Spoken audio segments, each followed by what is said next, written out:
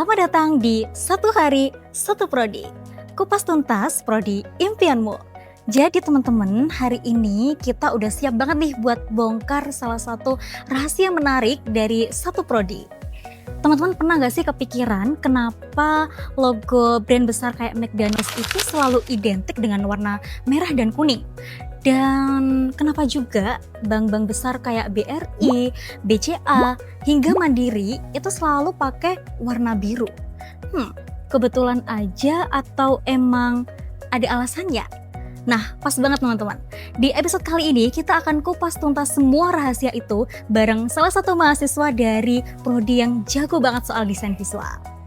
Yuk kita kenalan sama Desain Komunikasi Visual atau DKV Universitas Negeri Surabaya.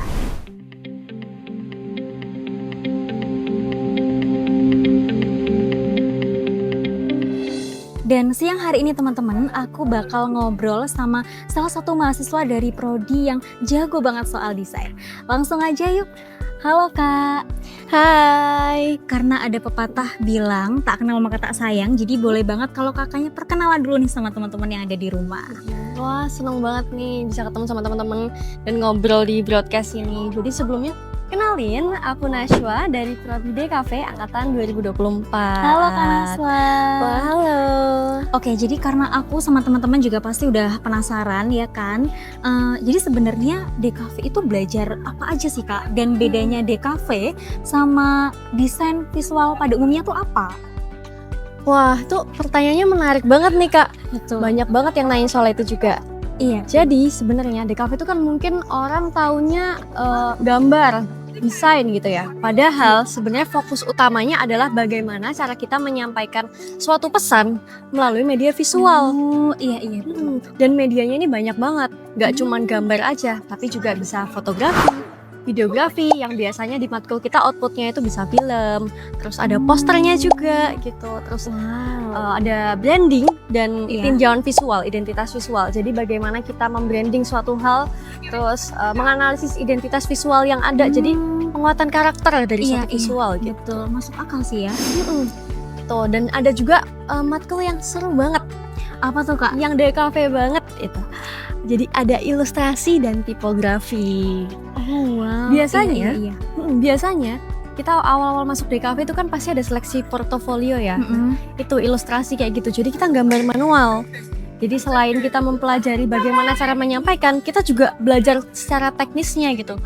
Biar nantinya waktu kita menyampaikan itu indahnya dapat, pesannya juga dapat. Setuju banget tuh. Berarti sebenarnya DKV itu kompleks banget ya Kak gitu, dan gak cuman soal yang penting bagus aja teman-teman gitu. Jadi ternyata sebanyak itu ya detail yang perlu diperhatikan juga gitu. Iya, bener banget. Oh iya Kak, tadi kan aku di awal sempat mention soal warna logo gitu. Jadi sebenarnya aku tuh penasaran banget, kenapa brand-brand besar kayak McDonald's, terus Pizza Hut, KFC juga itu selalu identik dengan warna merah dan kuning. Apakah ada makna tersendiri gitu atau gimana Kak? Menarik banget nih Kak. Kenapa kok brand-brand tuh warnanya itu aja ya? Iya, Rata-rata betul. hampir sama. Jadi sebenarnya warna itu punya efek psikologis terhadap diri kita. Oh gitu. Oke. Gimana tuh Kak? Jadi kalau misalkan kita ngelihat warna merah itu secara psikologi identik dengan gairah, rasa semangat, termasuk bisa meningkatkan rasa lapar. Makanya betul. brand-brand yang biasanya pakai warna merah itu kan brand makanan, ayam goreng gitu biasanya ya. Geprek gitu Ayam juga geprek, ya. karena itu bisa meningkatkan selera makan kita. Iya sih, masuk akal juga Gitu. ya. Sebenarnya warna-warna lain juga banyak banget efek-efeknya. Contohnya kayak warna kuning ya. Warna kuning itu identik dengan keceriaan, kehangatan. Betul. Makanya sering dipakai mungkin di playground anak-anak. Biasanya ada warna-warna iya kuningnya juga ya, Kak, gitu. ya. Dia juga menarik perhatian. Makanya di signage penanda-penanda yang hati-hati itu juga warnanya warna kuning kan. kan. Iya. Terus warna hijau nih. Hijau itu hijau. identik dengan nature, alam, Oh iya. sesuatu yang benar gitu. Iya, betul. Mungkin kakaknya sering lihat kalau tanda salah silang X itu warnanya biasanya kebanyakan merah sih Kak. merah. Terus Iya. kalau misalkan benar itu warnanya bisa biru, bisa hijau, bisa kuning gitu juga bisa ya. biru, bisa hijau gitu karena kalau warna biru itu identik dengan kepercayaan, kebenaran. Iya, Makanya betul, masuk akal juga. bank-bank Mandiri, BCA. Oh, iya. Warnanya apa? Iya teman-teman, Biru kan? pasti biru ya kan kebanyakan. Karena di situ tempat kita menyimpan uang. Jadi Betul. kita harus punya rasa percaya, makanya itu ditingkatkan dengan penggunaan warna biru di setiap logo dan identitas iya, visual lainnya gitu. Berarti sebenarnya tuh kompleks banget ya warna tuh, dan aku jadi tahu juga kalau sebenarnya desainer itu bikin logo, menciptakan logo, mereka tuh nggak cuman asal-asalan kayak oh yang penting warnanya bagus ya udah, atau yang penting estetik gitu. Biasanya kan kita seringnya gitu ya teman-teman. Iya, Tapi ternyata harus memperhatikan sedetail itu, banyak aspeknya ya ternyata. Iya, bener banget. Dan aku ada satu fun fact lagi nih, baru banget Apa tuh, dari Kak? dosen aku hari ini. Oke, Kak. Jadi kalau di DKV itu ada yang namanya color theory kan. Kita mempelajari tentang warna gitu. Jadi warna itu kebelah jadi dua teman-teman. Ada warna Oke. panas dan ada warna dingin. Oke. Warna panas itu biasanya kayak merah, oranye, kuning. Terus kalau warna dingin itu biru, hijau, ungu dan sebagainya. Efeknya kalau warna panas itu adalah warna aktif. Jadi kalau kita pakai warna panas kita tuh jadi lebih atraktif. Oh jadi lebih mencolok gitu ya. Bener banget. Oke. Jadi kalau teman-teman nih pengen kelihatan mencolok Mm-mm. dan terlihat gitu ya, bisa mungkin pakai warna-warna panas, warna merah, kuning Mm-mm. untuk pilihan outfitnya. Kayak kakaknya sekarang ini Iya, juga ya, ini karena tuh. aku sekarang warna mencolok nih guys. Jadi aku pakai warna hangat, warna panas gitu. Kalau warna dingin itu biasanya cenderung ke kalem. Jadi dia warna pasif yang nggak terlalu mencolok. Yang suka soft gitu Yang cocok suka gak sih soft. Kak? Iya. Cocok banget. Gitu. Jadi pada intinya sebenarnya warna itu adalah media komunikasi yang cukup powerful juga dalam dunia desain. Iya betul. Berarti kayak bahasa nonverbal juga gitu ya. Iya benar banget, karena kita bisa menyampaikan suatu pesan dan kesan itu melalui warna sebelum kita melihat lebih dalam mengenai bentuknya. Nah, tadi kan kita udah sempet bahas banyak banget soal DKV ya Kak. Tapi jujur aku tuh sebenarnya masih penasaran juga sih. Kayak ada nggak sih hal tersembunyi gitu di DKV itu? Karena aku juga masih pengen tahu lebih dalam gitu. Ngomongin tentang yang tersembunyi nih Kak, di Oke. DKV itu ada yang tersembunyi. Jadi namanya Oke. adalah hidden message. Wow. Contohnya, Kak, Aul pernah lihat ini nggak logo FedEx? Pernah, sekilas pernah. Tulisannya kan cuman kayak FedEx gitu doang kan? Iya. Padahal sebenarnya tuh ada icon tersembunyi loh di antara Apa tuh, huruf S sama huruf X-nya.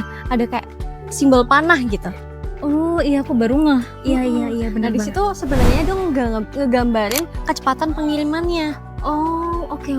Jadi kayak ada makna tersembunyi di balik suatu Iya. logo. Oh iya juga Kalau ya. di Tokopedia tuh kan logonya apa tuh? Burung hantu. Iya. Ya ada betul. nah itu menggambarkan tentang ketelitian, kejelian dalam melihat peluang. Karena kalau burung hantu kan matanya tajam ya. Iya Nah, betul. jadi Setuju. kejelian melihat peluang tuh setajam burung hantu. Oke.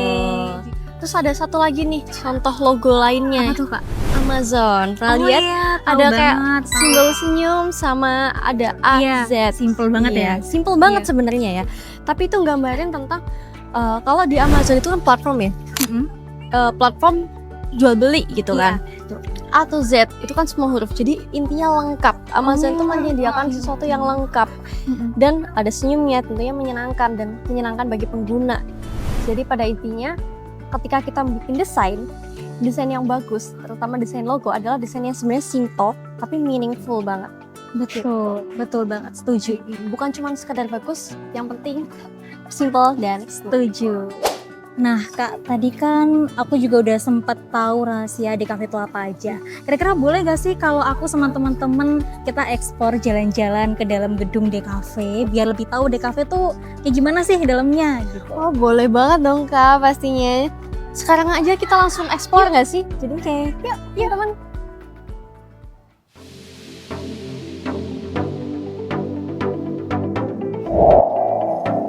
Jadi di sini harus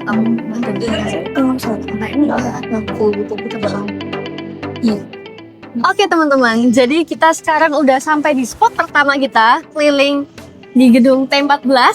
Yang pertama kita ada di spot karya poster film. Jadi ini adalah project kami di semester 3 yang outputnya tuh bikin film sekaligus posternya. Jadi di sini ada macam-macam poster film ya dari berbagai genre gitu Kak. Iya, macam-macam banget ya. Ya contohnya kayak gini nih, ada Kabupaten Jeneng.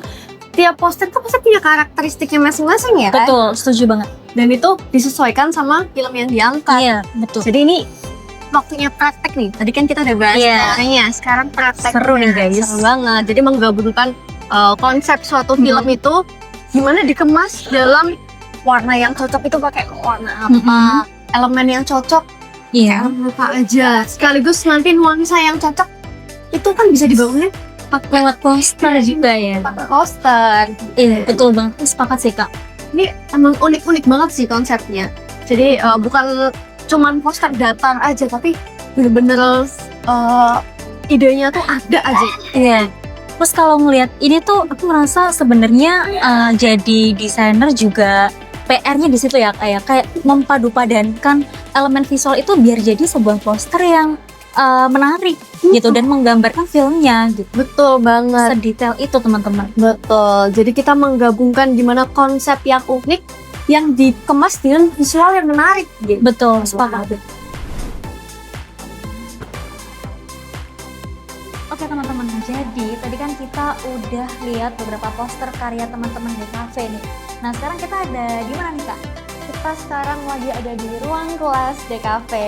Jadi ini adalah kelas yang kita pakai sehari-hari gitu, dari semua matkul maupun praktek ataupun teori.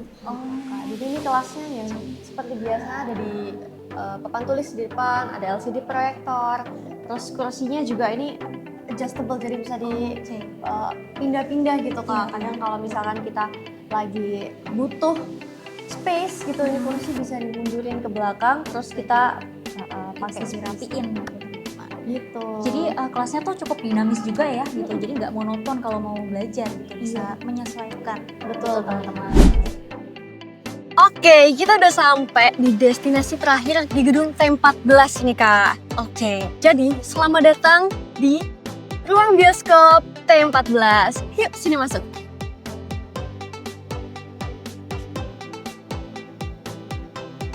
Nah, ini adalah ruang bioskop di gedung T14. Biasanya dipakai anak DKV gitu. Oke. Jadi ruangannya itu udah lengkap banget. Udah ada peredam suaranya juga.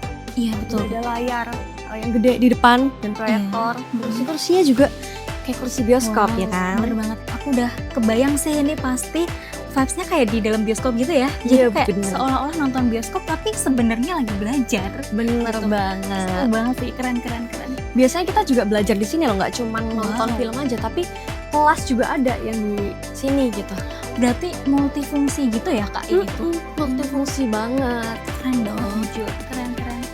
Betul. Bagus banget ya Kak.